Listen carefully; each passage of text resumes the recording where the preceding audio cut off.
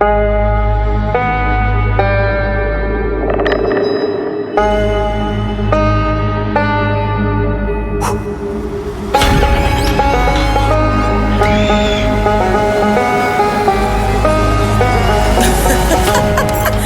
you can't trust county. Well, today is a very eerie episode because we're not just looking at one case, but I'm kind of going to piggyback off of our last episode, which was crazy, by the way. The 3 scary stories. People were losing their minds over that. I hadn't seen that much engagement on any of our episodes in like months. When I tell you I have thought about that freaking Which one? roommate story. Oh, it's bad.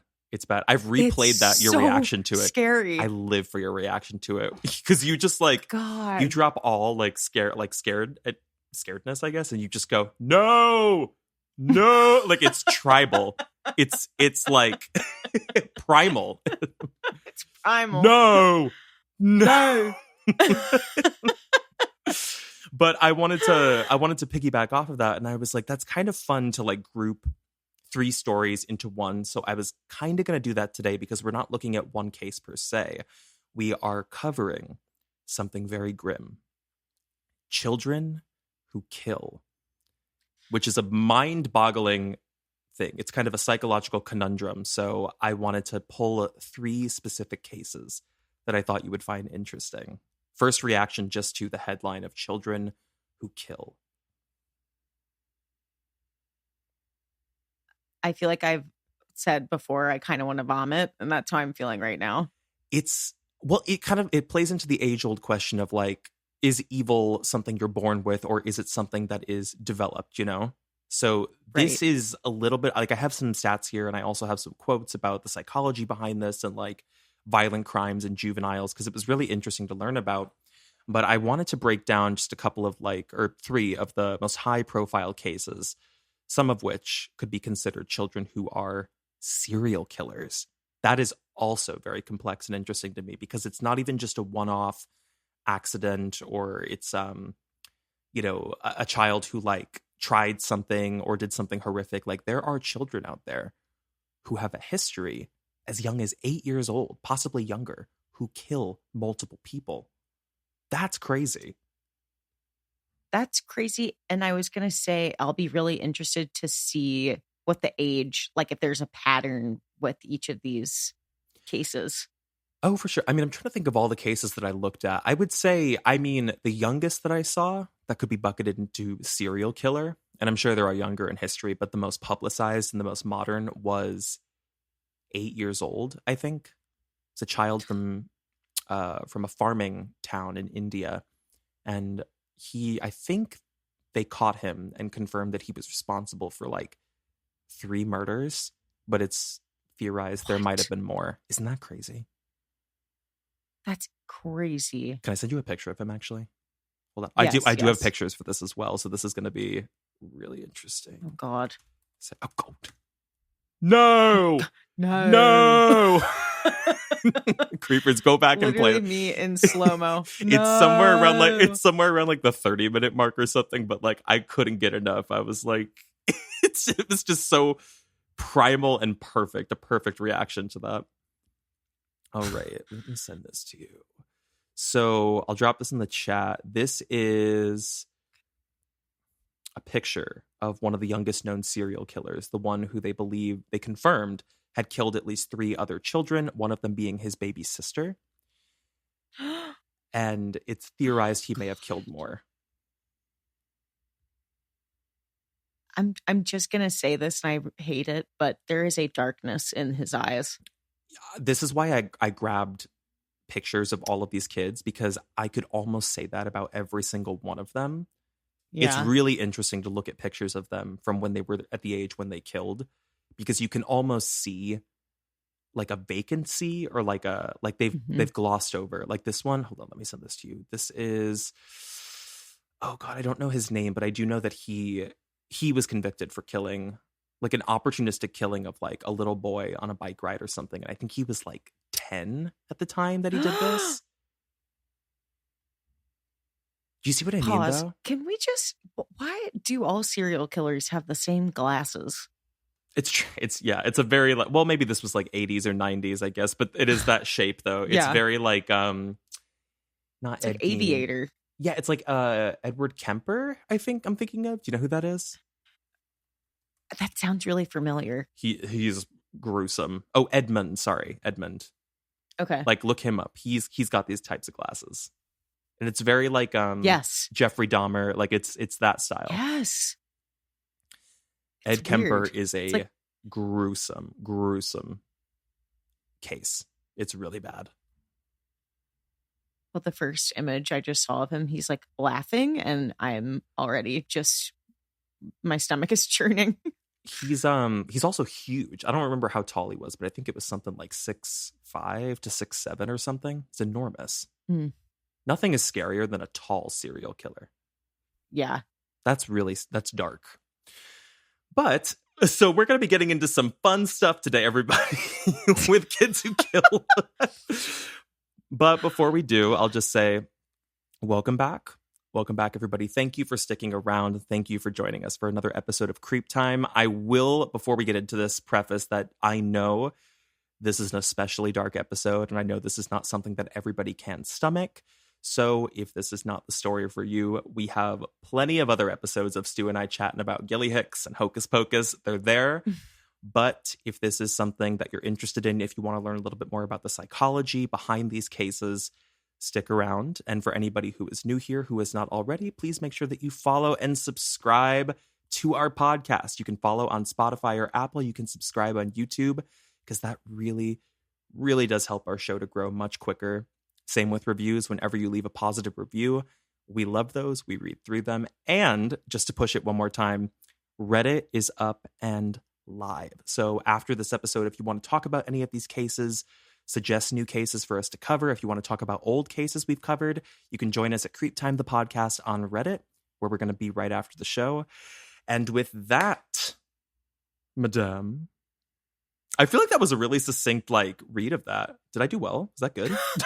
You did great. I was just gonna say. I was like, okay, in my newscaster era, yeah, baby. Yeah. Damn. Well, I was gonna say that I really want to encourage creepers. Like, I know they're very active already, but seriously, I think sometimes podcasters are like, we look at the reviews and we want to interact with you, and then it's kind of like a hit snooze. I want to be up in that Reddit looking at what the creepers have to say, because they're freaking sleuths. They are. They're sleuths. They have the best case suggestions. Almost everything we've gotten from Autumn Baby, from Kendra, those are the first two that come to mind, because every single case I see from them, I'm like, it is a slam dunk. It's such a juicy, intricate story. And I think that's a testament to how well they know our patterns and what we like to cover, and the different points of a plot or points of a case that we like to hit. So I agree with you. Keep those suggestions coming. Hit us up on Reddit, mama, because we are there. We are there reading through everything. It. And oh my God, do you hear this military plane going by? Could you hear that? If it's not the ice cream truck, you don't want it. I have selective hearing now. For the ice cream truck. No. No. God. All right. And with that, are you ready to get into these 3 cases involving kids who kill? I am ready. Okay. So the first story that we're going to look at is one that I covered a while back, and this is the case of Joshua Phillips. He is the perpetrator. His victim was 8-year-old Maddie Clifton. Do you know that story at all? I don't. It's a bit older at this point, but I'll just give you a little bit of his early life, and then I'll talk a little bit about her murder. This one is especially sinister, given the circumstances of how he hid the body, I will say. But before I get into it, I just want to send you a link to pictures of both of them, just so you can kind of place who they are. Hopefully that will help. All right, so this is a picture of Joshua Phillips. Looks pretty normal. I think he was 13 or 14. I have to double check his age at the time that he killed her. All right, so that's Joshua Phillips. Let me get you a picture of Maddie Clifton. So this is a picture of his neighbor, Maddie Clifton. And I'll get into some pictures a little bit later, because I actually have pictures of the bedroom that might color this story a little bit more. Can I just say Yeah. it's shocking to look at him because with the other two that you sent me already, there was that vacancy in the darkness. He doesn't have that look. He looks like he has promise, you know?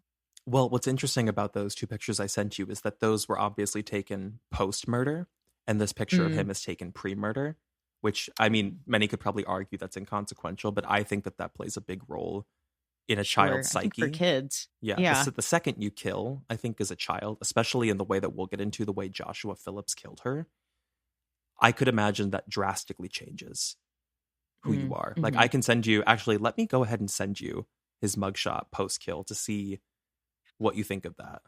And then I will Okay. get into his backstory. Joshua Phillips. Let's see. It is devastating to see pictures of the victims, but I found that really useful while I was doing the research here, just to place everything. All right. Where is his mugshot? Got it. Got it. Okay, give me 1 second. Let me open this up. And how old was he? I think he was 14. Okay, 14. Yeah, I'm pretty sure. All right, sending this to you now. So this is his booking photo, I believe, after he was found guilty or after he was brought in and assumed to be the killer. Oh God. Oh, Stark I'm also difference. gonna say, I mean, there is a stark difference, but he looks like I mean, listen, I don't know anything yet, but he almost looks just almost like remorsefully and like shocked. And he doesn't know almost what's like the Like what he's gravity of what he done, just kind of did. like maybe he's Yeah. gone. It's Let me get a bit into his backstory because I think Yeah. he can be thought of in a different category from the other people that we'll cover, the other children. Okay. Not to say that like there could be differences in abuse and the outcome, but I think his abuse, what we know of it, might have been different from the abuse seen in the other subjects we're going to look at. So, Joshua Phillips, he was born in Allentown, Pennsylvania. This was March 17th, 1984, to Steve and Melissa Phillips. Now, Steve, his father, this is important, was a known drug addict and alcoholic, and he was also very violent towards Phillips and Melissa. Um, Both reportedly lived in fear of the father.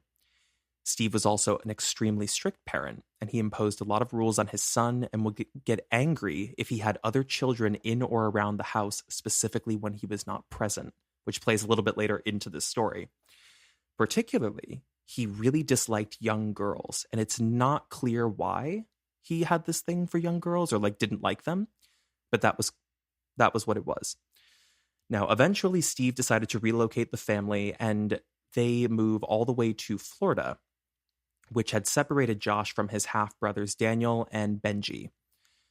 On November 1998, Phillips was 14 years old. He was living with his family in Jacksonville, Florida. And the neighbors described him as a very kind of a quiet kid. He was a friendly kid, like pretty normal and positive, just your average 14-year-old boy. According to Maddie Clifton's mother, she never once suspected that he would be a threat or there was any reason to believe that he was dangerous or that they should be afraid of him. He had no arrests. He had no history of violence prior to this murder. And even his teachers at school said that he was kind of popular with other kids. He did not stand out as a troubled kid.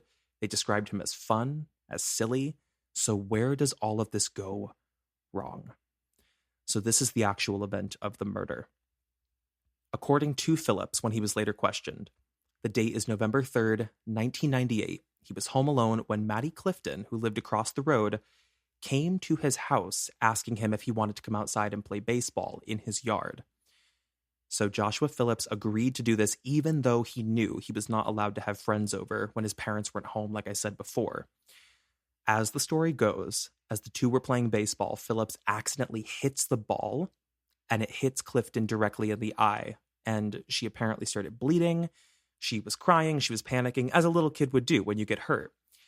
Phillips then panicked, knowing that his father would be home soon, and fearing his reaction to him not only breaking the rule, but accidentally hitting a ball into the younger neighbor's eye. She was 8 years old.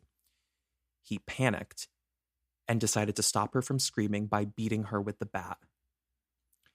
According to his story, he then dragged Clifton's body into his house, claiming that while he was doing so, her clothes came off of the lower half of her body, which we'll get into a little bit later, and then hit her again with the baseball bat in his room to stop her from screaming because she was still alive, and hid her under his bed.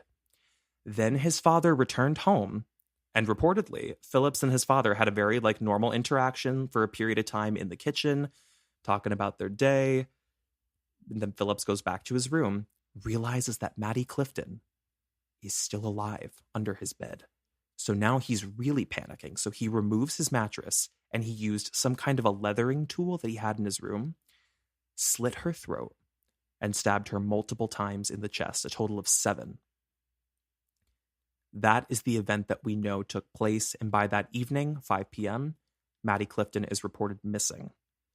Initial reaction just to the brutality of that and his supposed motive.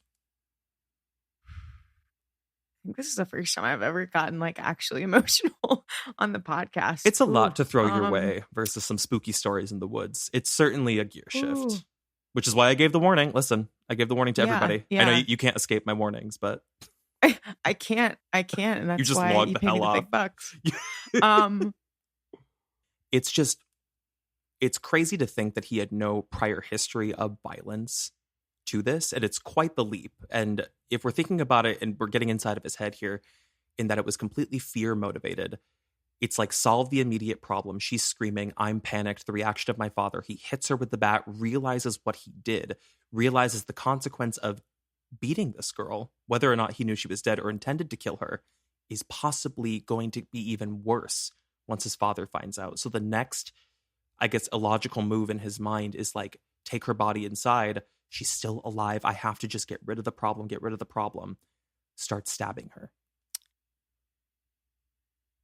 I really do think that it's also this age of 14 years old where it's I almost feel had this exact circumstance happen and he was younger, he probably wouldn't have gotten as violent or maybe would have even stopped after a certain point. But I feel he's getting into adolescence, manhood, he's coming, he's probably starting to feel, the feelings of being stronger and becoming a man. And it's just, I think that's... Yeah, he's twice her size. She's 8. Yeah. And, oh God. But I really do, I hate to think about that because I feel had he been younger, it probably would have stopped earlier and she could have maybe potentially lived. It does get, I will say before I go further, it does get a bit worse because the situation now is that she is dead. He slit her throat. He stabbed her. Her body is stuffed under his bed in the corner under his bed frame. And like I said, let me pull this research back up. By 5 p.m. that evening, she is reported missing. So this is when they kind of start the search efforts. Police and volunteers would search for Maddie Clifton for a total of 6 days, where the Phillips family participated in the search, including Joshua. All while she is under his bed every night. He is going to sleep on that bed with her body tucked underneath it, decomposing. He later stated when he looked back at the following events that he was living in a state of perpetual denial for those 6 days. I was putting myself in a fantasy world where nothing had happened. That was my defense mechanism for everything when I was a kid. I never made the decision to ignore it. I just did. Then on November 10th, Melissa Phillips, the mother, she goes into her son's room and she smells something kind of strange but can't really figure out where it's coming from. She ends up noticing a wet spot on the floor that is kind of seeping out into the carpet from underneath the bed. She then got down on her hands and knees to search under the bed, where she came face to face with the 6-day-old body of 8-year-old Maddie Clifton staring back at her. She immediately ran from the home, screaming, and called police. Phillips was then pulled out of school midday and arrested on site, and then would confess to the murder just hours later. And I do have a picture of the bedroom. It's not graphic or anything, but I do want to send this to you just so you can see what she saw. Let's see. So this might be difficult for you to discern what you're looking at, but allegedly this is the staining that the mother saw coming from under the bed 6 days later. And then this is a picture of what his bedroom looked like prior to the discovery. And then I have one more picture of when they had to clear out the entire room basically for evidence. So this is after they found her, and they removed the body and they removed his mattress and bed frame. Oh my God. Ooh, looking at that room empty is It's just chilling. so chilling. It's chilling. No, I will say we have to get into this part of the story because there was a detail I touched on a little bit earlier that we should go a bit further on, because she was found without clothing on the lower half of her body, which opened up a whole can of worms about whether or not Joshua's story was true. Because this kind of sounds almost like it started as an accident and then spiraled into murder. Yeah. And then there are other people, the prosecutors, who are saying this looks sexually motivated because she's found without her pants or her underwear on. To his claim, after he initially hit her with the bat in the yard, he had basically dragged her body inside and said that while he was doing so, her pants and her underwear rolled off of her body, and he couldn't stop because he was so panicked about the body being out in the open in his yard, he just had to get it inside. This did not seem consistent with the way the body was found, because there were no grass stains, there was no dirt, there were no scrapes on the lower half of her body, which kind of indicated not somebody who was being dragged through a yard, but maybe somebody who had their bottom clothes removed after the fact. However, following the autopsy, there was no evidence of sexual assault, so they could not prove this. It's just kind of an inconsistency here as to whether or not we actually believe Joshua's story or there was something else that was going on here. I don't know. How do you feel about that? What's your gut telling you? My first thought is that it's a curiosity thing, especially given his age again. I feel like that's the age where you're starting to think about, sex, and like there's a curiosity to know, about girls. And I mean, I wouldn't be, if we found out, or if he ever confessed that he just took, her clothes off to look at her, I wouldn't be shocked. And it was still, I mean, it was like she wasn't even dead at this point, I guess, but like it was kind of thought of as like a postmortem violation, but not like a textbook sexual assault, I guess. Yeah. Is probably how they could make sense of it. It's interesting that he would confess to the murder, but would attempt to like skew his story to conceal that part of it. Yeah. I mean, I was going to say, I feel like maybe confessing to murder at that point is harrowing enough to then add the cherry on top that you stripped her to like look at her. I mean, Right. maybe that's, you don't have to add that. You've already said everything that you needed to say at that point. He still does maintain. He maintains to this day. I mean, he's been in prison a long time, but he maintains that his story that he told was true. But there was another inconsistency here I wanted to call out. So it looks like the prosecutors noted that there was no blood found in the backyard or on the baseball that Phillips claimed struck Maddie Clifton, like that, spawned the whole thing. So they kind of argued that maybe this was more premeditated than they thought. Like there might be a different story here, that maybe he had intentions to hurt her. But I mean, it's possible. It just seems kind of shockingly unlikely for someone who had no history of violence. The story of like the accidental, like, I hurt her, she's crying, I'm panicking, I'm going to get in trouble, spiraling into like a violent outburst. And then the aftermath of that, the silence of that, is like him taking off her clothes, as sick as this is. Like, yeah, that made a lot of sense to me. Yeah. I can see that kind of clearly. How do we know how close they were? Like they were just neighbors? Like they weren't, like they didn't hang out consistently? I think they hung out as like neighborhood kids do. Like you probably have that experience like growing up. Like you're friendly with your neighbors just based on like proximity, but there's a huge age gap there. Like 8 and 14 is not like friends. It's like, let's go play like pig together. Let's play basketball. Let's play baseball or something. Yeah. I think that was the nature of the relationship. Something about that gap is also just hitting me in my gut. Because 8 to 14 is a lot. He also like knew that she was so much younger and probably going to be like helpless. And so you do have to take that into account. Like after he hit her, his human instinct wasn't, oh my gosh, this poor little thing that's so much younger than me that I've just hit. The instinct was this poor little thing, and now I can just like pray. Like, I know that sounds kind of sick, but I feel like that's so telling about someone's psyche. I agree. I think that's the right mindset of where his head was probably at. Hold on. I'm actually going to get into, I have some details here. Sorry, I'm just joking.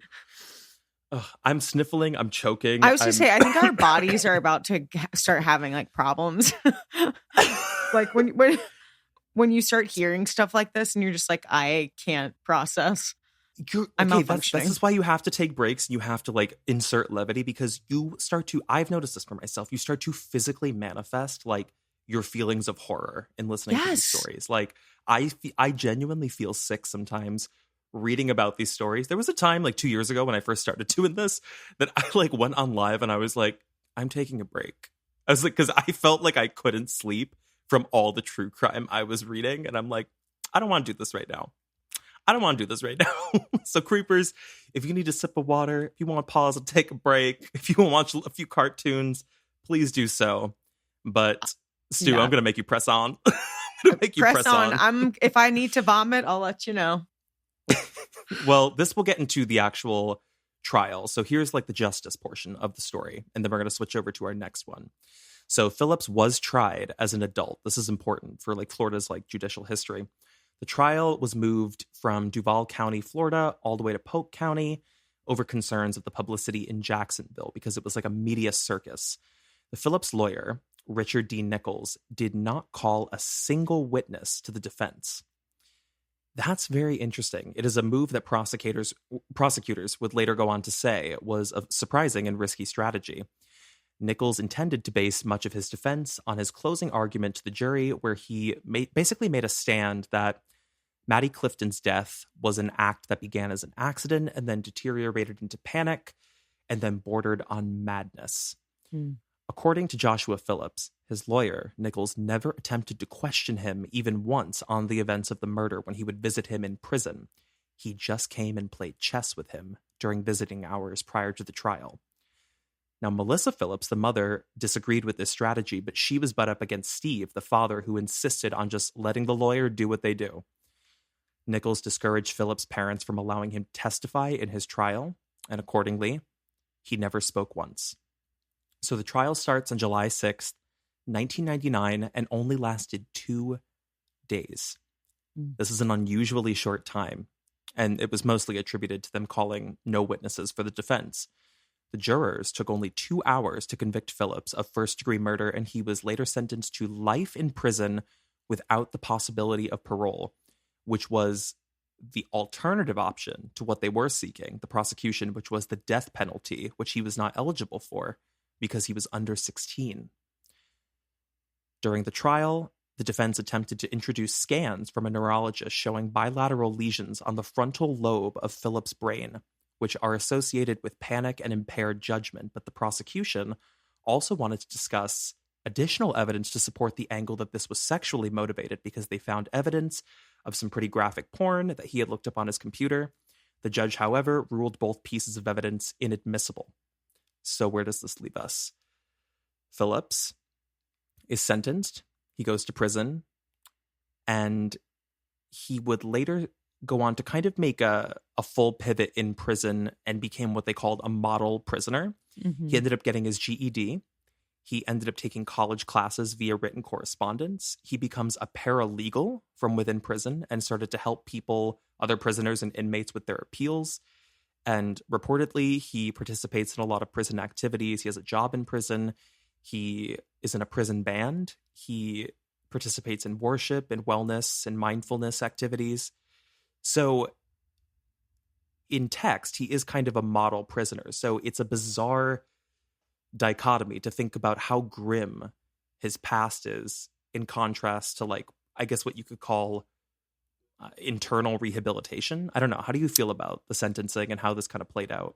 Yeah, I have a thought right now, and I'm like going to try to articulate it, but it really is, it feels like they nipped it in the bud like whatever that thing was that was starting to neurologically happen with him. And it, for me, begs the question, like, how much of it is environmental and how much, like you were saying at the beginning of the podcast, is innate, like you're born with it. And I'm struggling right now with Phillips, like wondering if this was it almost feels like it was purely environmental. Like, I think he's probably was born a good person and then unfortunately had this terrible situation at home, an abusive father that he was repeating the behaviors of. And then now he's in prison and I really honestly feel like there was a neurological shift. I agree. It's interesting too that they were trying to present something from the neurologist saying that he had lesions on his brain, because I do remember this from previous podcasts I've listened to. There is a very there's some evidence to support, and obviously the case studies are small because how many serial killers and murderers are there out in the world? It would seem like a lot, but statistically, it's far and few between among our society. So thank sleep God. easy. But there is some statistical significance to a pattern with early head trauma in childhood, like a kid. And it could just be like a concussion, or like a kid like hits their head on something. And that in tandem with an environment that's already kind of grooming them for abuse or violence or neglect, or they're becoming socially isolated. It's those two like facets working in tandem that typically spell out serial killer later down the line.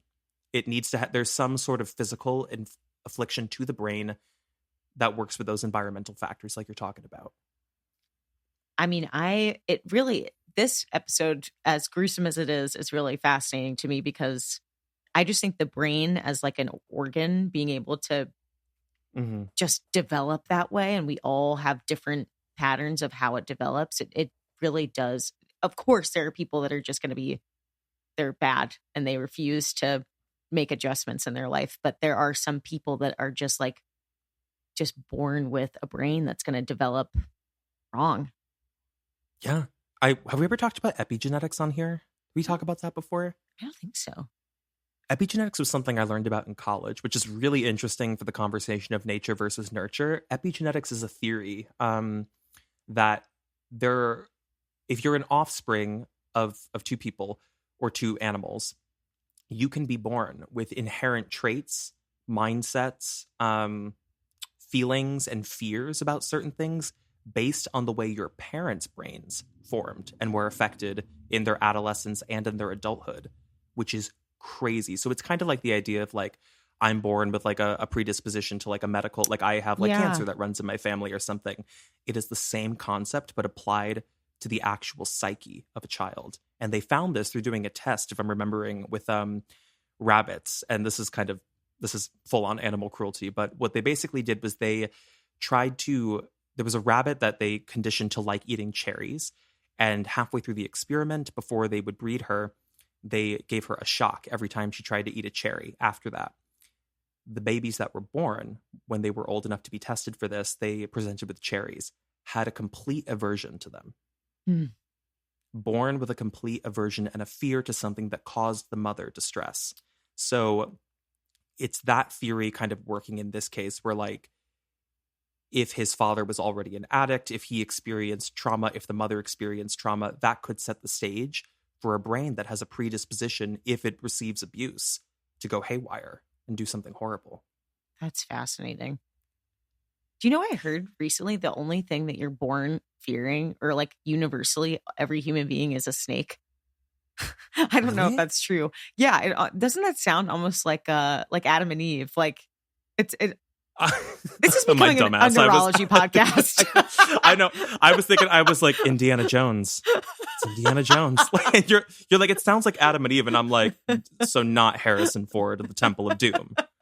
Okay, sure. But yeah, we sound very heady right now. I did not expect us to sound so articulate. We're like, science. What is it in Harry Potter that they speak? They speak you could parcel speak parcel tongue. Parcel tongue. Parcel tongue. No. Wait, okay, can I give you a moment of levity? And I swear, please. I'm getting us off track. I remember, actually, no, it's too long. We got to move on. It's too long. I'll tell you off air. Okay. Well, just to button up Joshua's story, to tell you like what happened, like I said, he still remains in prison to this day. He has tried to appeal to get parole many, many times. He has been denied. I do not believe that Maddie Clifton's family has ever forgiven him. They have no interest in like receiving an apology from him, and he has stated that he would like to apologize to the family, but does not feel that it's right to send them a letter. It would be something he feels he has to do in person to explain, you know, what he, like his terrible thing that he did. And to give you just a little bit of follow up on what ended up happening to that abusive father, he ends up getting killed in a car accident on June 27th, 2000. So, oh, I did have some stats here. Okay, this is interesting. I have some research from the National Center of Juvenile Justice just discussing some of the most common factors, like we were talking about, that can contribute towards juvenile crime that is violent, like murder. Statistically, like I said, this is extremely rare for juveniles to do something like this. So in Joshua's case, it was most likely that early exposure to violence at home, the emotional abuse, and possibly an early introduction to either witnessing or participating in the substance abuse of his father, and possibly porn. So all of this in tandem with that underlying mental health issue, like I was talking about, spelled a recipe for a disaster. And he had a fluke inclination for violence that took the life of a 9-year-old. So, all right, let's take a deep breath. And I was get like, off that that's one. story number heavy. 1. I was like, Jesus Christ. Well, I mean, I didn't mean to do this, but the final one that I picked, the victim does survive. So that's, I don't want to say that's a happy ending, but it's a better ending than most. But the next person that we're going to look at is the murder of a 9-year-old Elizabeth Olton, and she was killed by Alyssa Bustamante. I think that's how you say her last name. A female 15-year-old female killer. Female adolescent killer. Wow. Very interesting. I had looked at a couple of cases specifically with like young female serial killers or young female first time murderers who were like children. I mean, I think of the case of Mary Bell. She was an 8-year-old who killed like multiple toddlers and was like, I mean, talking like really grisly stuff. Like not only was she killing them, she was leaving her mark in their skin to like let people know I was here. She would carve an M into the body. Talk about dark. Talk about dark. Yeah, that's. I feel like 8 years old. Like what? I feel like bite happens? Marks are like common sort of at that age, but the carving into the skin is just sinister. Of an M too. Like I want people to know I did this. I was here. Yeah. Leave my mark. Like that is something That's so horror deep movie and scary. So Elizabeth Olton. This one, I suppose, is also kind of a little introspective to think about it from like a psych perspective, but I'll just give you some of the backstory about who this was, who the perpetrator was, and how all of this came to be, and really how she accidentally confessed to it. Now, Elizabeth Olton was a 9-year-old who was murdered by her neighbor, Alyssa Bustamante, who was 15 at the time, and this took place in St. Martin's, Missouri on October 21st, 2009. So Bustamante had lured Olton into the woods before she strangled her without prompt or warrant, just like grabbed her from behind, strangled her, and then began to stab her to death.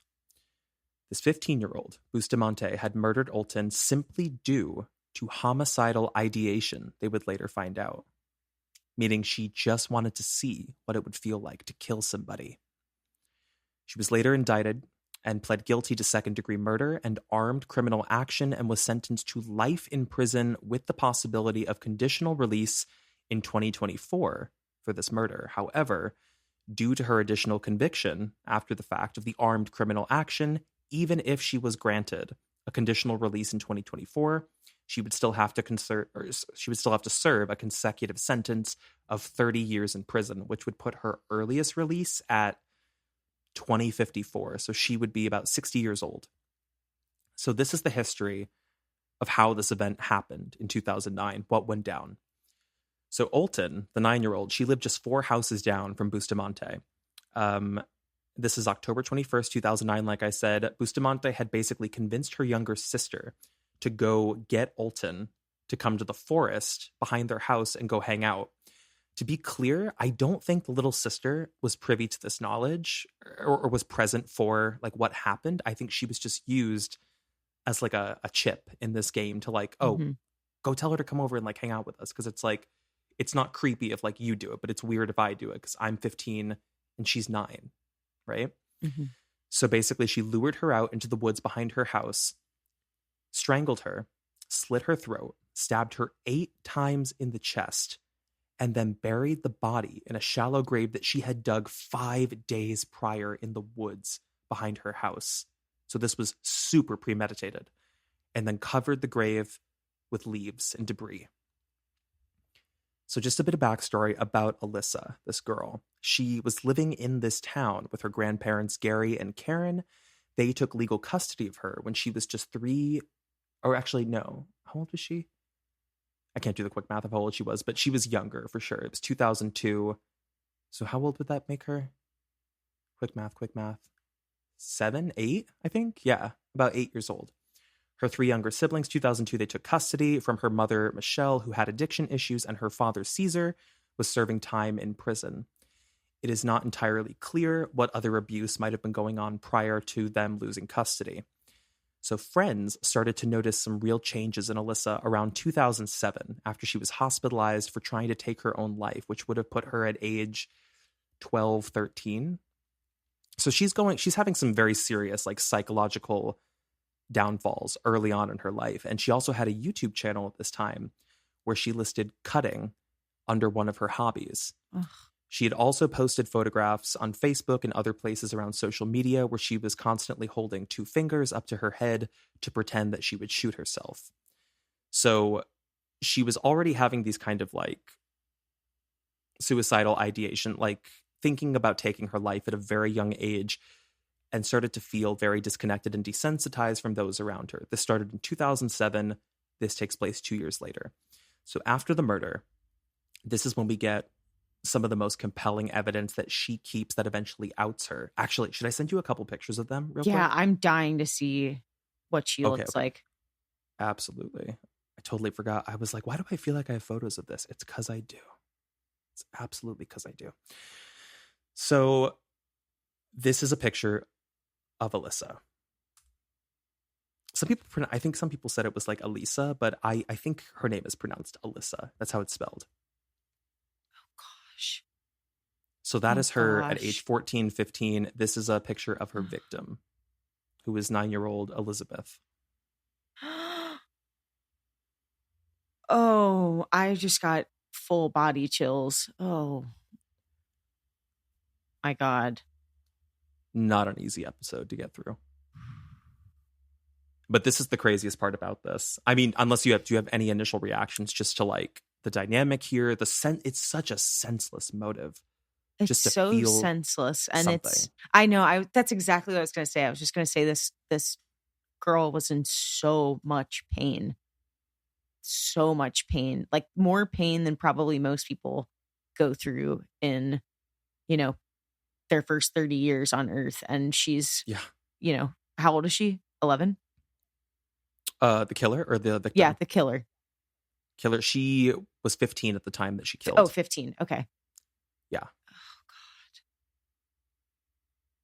So much when pain. all of these like really dark thoughts and like the attempts to take her own life started, that was right around like 12, 13. So kind of just the shift into becoming a teenager was when really everything started to go down for her. But basically, so here's what the evidence of how we can piece like the timeline together, because we know eventually like what happened in those woods, right? After that happened, she apparently went back to her room and wrote in her journal something that she would later attempt to scribble out, which I have a picture of this as well. I'm going to send it to you. Came in with all the evidence today. Okay, I'm going to drop this to you in the chat. So this is an actual picture of her journal and what she tried to scribble out. So creepers, she wrote in the journal, "I just killed someone. I strangled them and slit their throat and stabbed them, and now they're dead. I don't know how to feel at the moment. It was amazing. As soon as you get over the, oh my God, I can't do this feeling, it's pretty enjoyable. I'm kind of nervous and shaky though right now. K, I got to go to church. LOL. Later that night, she would go and attend a church dance because she was heavily involved in her local church with her grandparents. And I believe it was the following day that police came searching for Olton and asked questions. Now, the search involved dogs, firefighters, police, helicopters, and eventually the FBI and the use of highway patrol. And they were actually able to search by tracing Olton's phone, the 9-year-old. She had a cell phone, which they think was still on her person. It was geolocated somewhere in the woods between her house and Bustamante's house. So they end up interviewing the Bustamante family, and they had their suspicions about Alyssa despite her very young age. But this eventually got them to get approval for a search warrant, which is when they confiscated the journal and they saw it in black and white. She admitted to the murder. She had killed a 9-year-old girl in cold blood. So the subsequent trial and conviction and eventual appeal that goes down here, her first court appearance, I think, took place November 17th, 2009. She came in and she pled not guilty, despite being indicted on first-degree murder and armed criminal action. Is there a plane going by? Yeah, there's a plane going by. It's Joe and Kamala. They were like, we need to pull y'all out. Yeah, they were like, let's take a break, honey. Let's take I don't even, how do I toss this over to like ad breaks for this? This is so much. I know. So, do you okay, realize? she's in. Yeah. I was just going to say tomorrow it'll be 23 years since this happened. I didn't realize. Oh, shoot. You're right. I'm just looking at that journal entry. No, not 23 years. Is that 20? No, that's not 23 years. 2000. This took place in 2009. Oh, maybe I think she wrote her 9, like a 0. It looks like a 0. Oh, I see. Okay. Gotcha. Wait, is that an October 21st or is that an October? Her penmanship is wild. I know. I think that's October 21st for sure.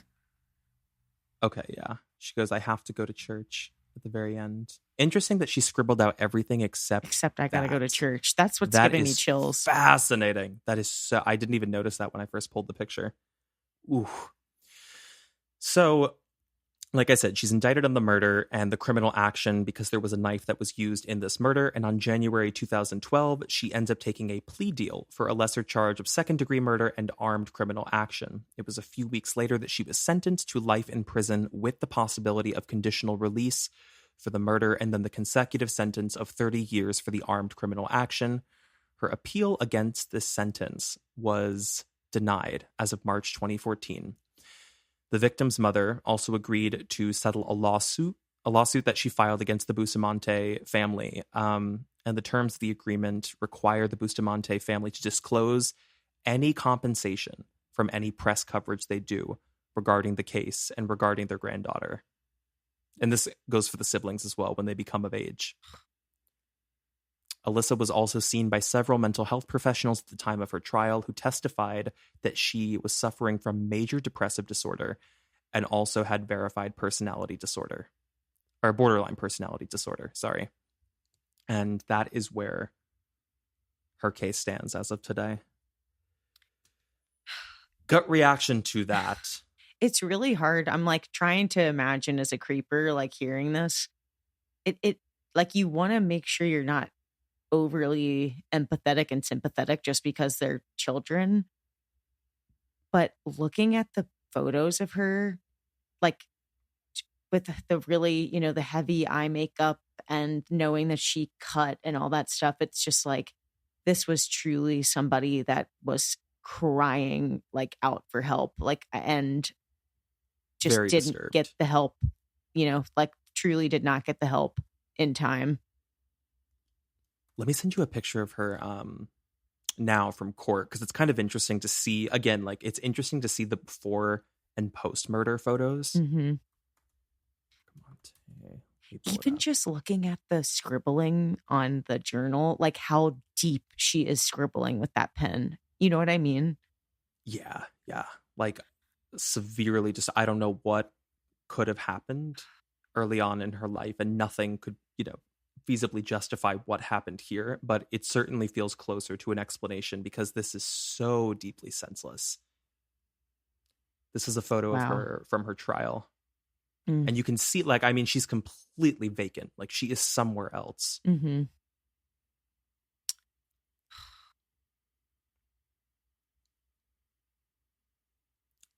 Sorry, I'm just looking at pictures of her now. I No, got no, stuck on no. this. I'm thinking. I'm doing that thing where I'm just like thinking to myself, like ruminating, because I'm just like it's really, this whole episode is truly, out of everything we've ever covered, this for me is the most like unbelievable. It's difficult. Like I said before, it's a psychological conundrum to think about children who kill because it seems like killer and child can never go together. Yeah. So it's bizarre and, like, I guess disturbing for a listener to hear about these stories. But thus far, we've covered 14 and 15-year-olds. And I was going to take us to our final story, which goes a bit younger, because I debated on what I should pick for this, because there are, if you can believe it, far more graphic cases of children killing children. Some that were so graphic that I was like, I don't think I can cover this yet. Or if I did, I would have to go into further detail about like extensive psycho evaluations about like what's been done on these perpetrators, on these children. There are children that kill in packs, like in pairs. Like they usually coerce other people to do it with them, which is actually our next story, because I was going to bookend all of this with probably the most infamous case of attempted murder from a child, the Slender Man killings, or stabbings rather. Do you remember this? I feel like this I've definitely heard Slender Man before. Well, you've heard of Slender Man, I'm sure. And I'll get into the Yes. backstory of like that lore, because that is of the ilk of like creepypasta and like horror fiction. But how that and that internet culture partially informed the actions of two very young girls, I think like 10 and 11, to attempt to kill another girl as like a sacrifice. It's very disturbing. To preface before I get into the story, the victim does live, which is crazy because she was stabbed 19 times and left for dead in the woods. 19 times. So this is the backstory of this. Now, it will involve the girls Anissa Wire, Morgan Geyser, and Peyton Lautner, who is the victim. So first, let's talk a little bit about what Slender Man is and kind of the birth of the internet lore, so you have context. Slender Man is a tall and featureless kind of entity that was made and debuted as like a fictional character.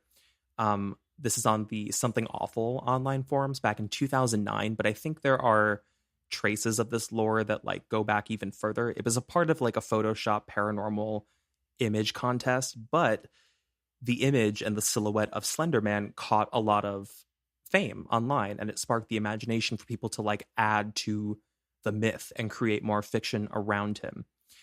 So he has this very eerie appearance. He wears the black suit. He has faceless white head and sometimes like a menacing tentacle. And his whole thing in the lore is that he takes children. So essentially what happened here to set up what prompted these girls to do this, Anissa and Morgan, they were speaking with someone online in like a forum or a chat setting, probably an adult who was posing as Slender Man and was feeding into the myth, possibly thinking that they were feeding into the myth as well, and that they were all on the same page, that this was fiction or this was cosplay or this was something of the like. And he told them, I need a child sacrifice in order for you to join me in my mansion, kind of thing. These two young girls, who were already, as we would learn, on like the fringes of their social circles, like pretty disturbed, suffering from pretty extensive mental health troubles at a very young age, actually younger than most kids are diagnosed, and they were not being treated for these things. They believed what they were told from this adult. So this opened up a whole floodgate about like the safety of the internet and monitoring if you're a parent. But nonetheless, they were told you have to get a child, you have to make a sacrifice. So that is what they did. So this then bleeds in to the stabbing incident. It is the horrifying real-life event that unfolded in Davids Park, which is in Wisconsin on May 31st, 2014. It was supposed to be an innocent game of hide and seek, and it involved these two young girls, Anissa and Morgan, and they were with their friend, who they thought was their friend, Peyton, when suddenly they attacked Peyton and they pinned her to the ground and they began stabbing her the total of 19 times using the 5-inch blade they brought with them. She was gravely wounded and assumed to be dead. So after the attack, it is believed that Morgan and Anissa then left her injured in the woods, and they set out on a disturbing mission on foot because this is what they were told from Slenderman. The goal was to then go find Slenderman and tell him of what they just did, and that was his sacrifice, and they would live with him in this imagined mansion somewhere in like the Nicollet National Forest it's supposed to be, which is hundreds and hundreds of miles away from this location. So the logic is like not quite there, even though these are girls that are not like the age of children, but they're still very young. Like they're old enough where you would think they can discern between what is fiction and what is real life, what is a problem, what is not a problem, based on like logistics, location, etc. Now, the mental state of the two girls, once this is all uncovered, faced a lot of intense scrutiny because nobody could fathom how these two girls were able to do this, and it was premeditated, clearly. It was found that Morgan Geiser had a history of hallucinations at the time, and it included the persistence of an unnamed voice or figure that she saw that she named It, who was reminiscent to Slenderman. So for her, the line between reality and fiction was already getting blurred, and she was not being treated properly for this mental health crisis before these attacks. Both girls were actually charged as adults because I think when they looked at the other girl, Anissa, she pleads guilty. And what was found not guilty, shockingly, by mental disease or defect for her age and her mental incompetency, because she was diagnosed with schizophrenia, which had also gone untreated for months, and she was slipping into a sense of psychosis. So basically, it was a recipe for disaster here, where we had these two girls who were abnormally mentally ill for their age, who were then coerced into something online, which they thought was their reality, and then killed tried to kill an unsuspecting friend. This is so bizarre. I just watched a movie called The World's Fair, or like We're All Going to the World's Fair, and it sounds like it was based off of this, actually. But it's about a girl. I mean, this is really popular in media. Okay, it must be, because it's about a girl that starts playing a game online and then starts to like hallucinate, and there's like someone that's like telling her how to behave like in the real world, but she like thinks she's still in the game, sort of like as she's in the, like everything starts blending together. Direct parallel. Yes. Direct parallel to this. So I like just watched this movie. So you are sending me on this episode. My anxiety right now is at a high. Like, I'm sorry. No. Well, it's spooky season. I had to go hard. You have to go hard. Listen, because some of the creepers, sometimes they're like, you guys like play it nice and like you do stuff that's like very top level, and I'm like, I will show you how dark this gets. What time is it? 41. Mode is difficult on this episode. We are on difficult mode. I think what's so troublesome about this is, where are the parents? Well, I mean, there's so much more information. I could have done a whole like 3-part episode on this. I had to keep some of the information top line to say like this is the context of like how they were coerced into this by an online personality. I would be fascinated to hear if they ever, garbage truck is here. I don't know if you can hear that, but I would be fascinated to hear if they were ever able to track down or trace who that person was who was coercing them online. Because whether or not he thought it was fiction, there are very real consequences for that action if you don't know who you're talking to online, or even worse, if you do, if you're aware that you're talking to adolescents. I do have a picture of these girls. Can I send it to you? Yeah. Dropping it in the chat. So this is from their booking photo. So this is the aftermath after they were caught. Oh, my Lord. Again with the glasses. The glasses, it seems to be a feature. Maybe it's something we need to look into and we need to find a study on. But I think it is the girl on the left who was the primary attacker in all of this. I could be wrong, but I think it was her. She even looks like the girl in this movie. It's freaking me out. It's definitely based off of that. It has to be 100%. Like, look, can I send you a picture? Yeah, please. While you do, I'll get into a little bit about what the aftermath of this is, because their victim does live and the consequences were tragic, but it extended a lot further than the crime itself, I would say. Wait, did you just drop it in? I did. Is it from Bing? Do you use Bing? I think I tried to send you. I'm about to get red. I did send you a Bing link. Oh my God. But I meant to send you just the image. But doesn't her face kind of look like the girl? Yeah, ooh, this is scary. Oh, I don't like this. I know. Does she wear a mask in the movie? She ends up like she starts like painting her face with like black like paint, like to look like a creature, like online. It's weird. I have to send, first of all, I'm going to steal this and make a creepypasta out of this picture, but I have to send you this picture because what is this in connection to this movie? You would know because you just watched it. Yeah. What is this mask that she's wearing? I just dropped it in the chat. That's scary. I'm forgetting. I'm literally forgetting. No context. Or I can't remember if it's maybe that she thinks that's what she sees of herself, like looking at the screen, and it's not. Like that's not her face, but she's looking at herself. Oh, that's thinking, creepy. Yeah. The helicopters are out, sis. I hear them. Honestly, creepers, this is how you know our anxiety is a full-time high. We're like, there's a garbage truck. It's Joe Biden. There's just a plane. I know. My senses are like level 10. Same. Everything around me. I hear every pin drop. But to shift back into this, just to like piece this together, like what happens and like what is the legacy of the case and whatnot. So let's see. The consequences of the case. It ignited a national debate around the role that the internet can play in children's lives. Law enforcement officials and experts highlighted the need for parental oversight for online activities and educating children. But I would say more importantly, if I could interject here in these notes, the importance of keeping a tab on your child's mental well-being. If they're showing early signs that they could have schizophrenic tendencies or they're having hallucinations, they're talking about seeing things, that is a child that needs to be evaluated by a medical professional, a psychiatric professional, and possibly be on medication to help them.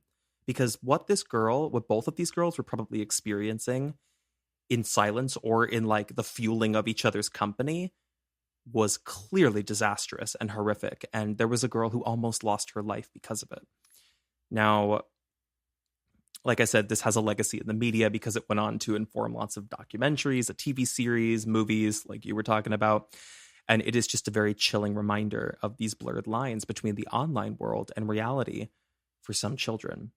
Now, I think if I'm correct on this, I'm going to look it up in real time. I'm pretty sure one of them is getting released this year. Wow. Let's see.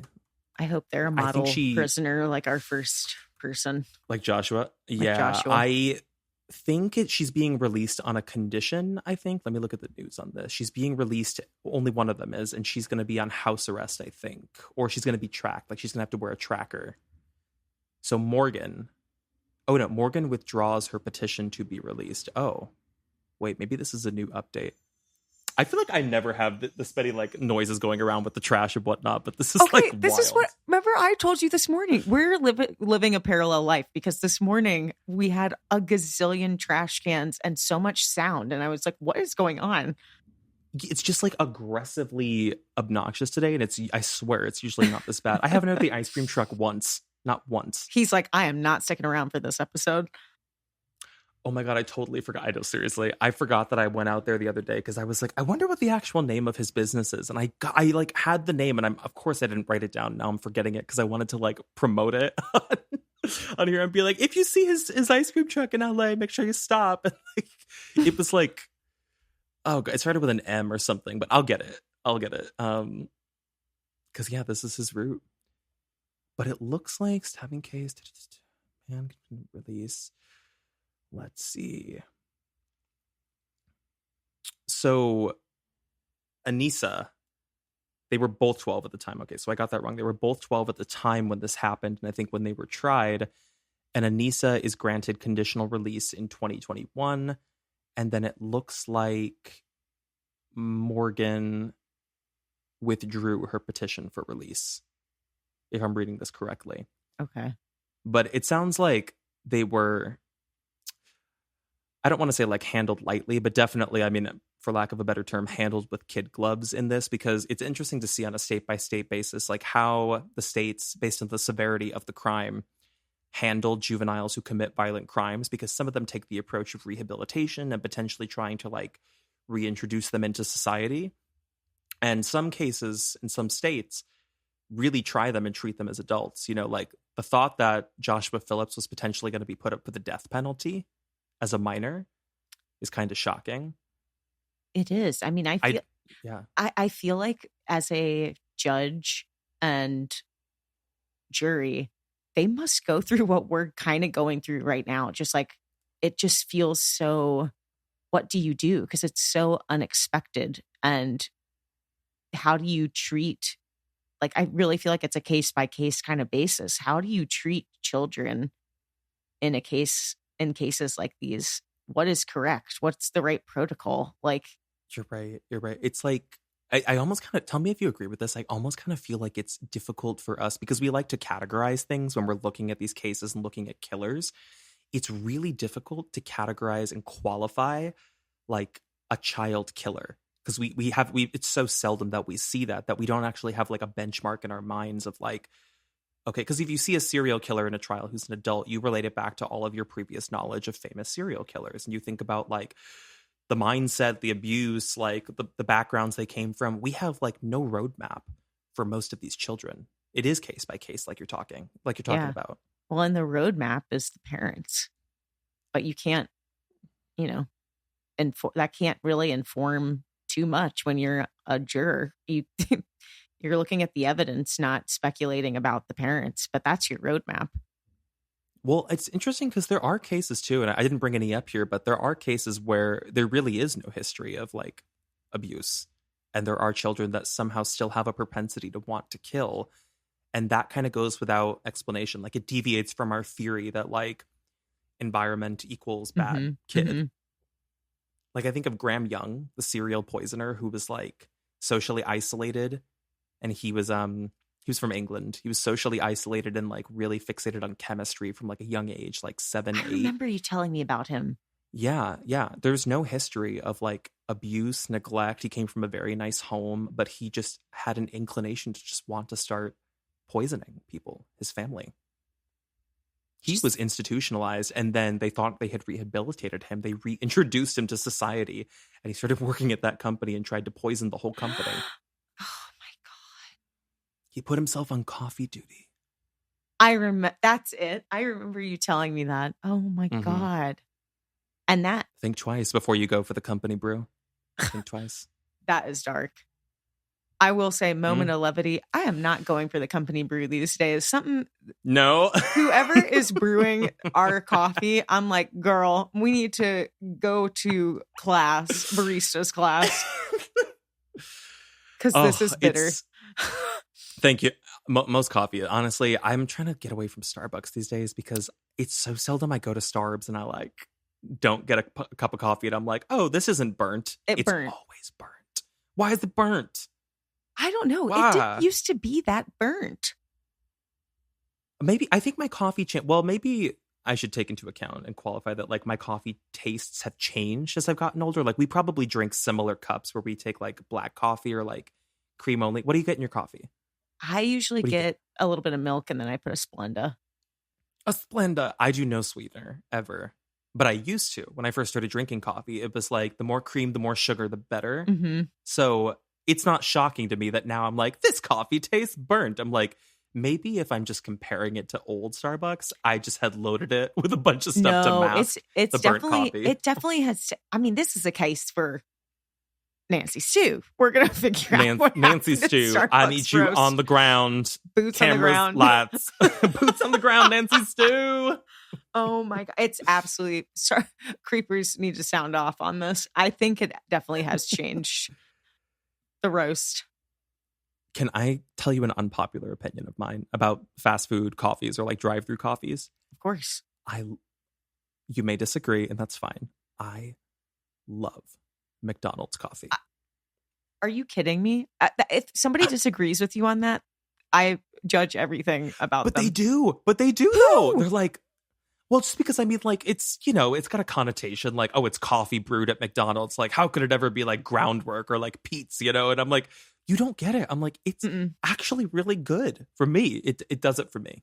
McDonald's. For me. I feel like that's one of the best kept secrets. I don't even feel like it's a secret anymore, but McDonald's has an amazing cup of coffee. I think it also has like one of the highest caffeine contents, like of any fast food coffee you can get. So it certainly does the trick. You know what I mean? Like outside of the taste and like the aroma, all of the notes, like it definitely puts some pep in your step. Yeah. That's also, going on merch too. I was going to say, talk about a perfect storm. You and I both had a cup of coffee before this episode. That's why I'm still drinking it. So I'm still going. I know, heightened anxiety, talking about 3 different, not even just one case of child murder, child serial killers, but like 3 back to back. Happy Halloween. That was spooky as hell. I'm not actually going to be walking around my apartment pacing, I feel like, for the next. It was a good conversation for us to have, because I feel like it's kind of seldom. There are so many details to cover in these cases that they kind of take a step back and just look at like the baseline of what happened, like cause and effect. It leaves a wider window for us where we can have conversations like this and talk about the psyche behind each child or what most likely was going down there. I think it'll be really interesting after this episode for it to color the way we look at adult serial killers too. Totally. Just kind of wondering, now that we know about these cases, wondering when that flame kind of ignited in them, like at what age? The average age is for that? Do you think there's like an average, like a statistical, a stat on that about like for serial killers, what is the age when most of them make their first kill? Let's look this up. Yeah. If I had to guess, I would think around like puberty time, like when you're starting to really, your brain is changing a lot. But I was going to say early to mid 20s, because that I was tying it back to like when schizophrenia, serial killers are predominantly male, and most men who become schizophrenic, they show signs in their early to mid 20s. So I was going to say that would probably it. Let's see if there's a stat. What are the stats? Also, did the pictures help in this, or was this making it much worse for you? Was this it made it worse, but it definitely helped me to. It's amazing how much you can really tell about somebody from their eyes. Oh, the statement "a picture is worth 1,000 words" is not strong enough for like how effective these photos are at like giving you context to the story. Let's see. According to a study published in the Journal of Criminal Justice and Behavior, the average age at which serial killers start killing is 28. However, there is a wide range of ages, with some serial killers starting as young as 14 in the U.S. and others not starting until their 40s or 50s. Oh, I had a thought. I was like, is that the Golden State Killer? But I think the Golden State Killer had been killing for a long time before that. I think he was younger, like I think he was around this age, like 28, 29. I feel like, your late 20s is very much I guess what I was saying was I thought that maybe initially like that urge maybe is born like when you're kind of becoming a more like charged person anyways, just hormonally, and things are happening. Like a true adolescent, like becoming a teenager. Yeah. And I wonder if like that's like when the seed is sort of like planted, and then maybe when your brain, because I guess your brain kind of also is fully formed by the time you're in your late 20s. Maybe that's part of it. At 25 for most men. Yeah. So maybe it's like that's crazy. Then it's when you actually act on it. I don't know.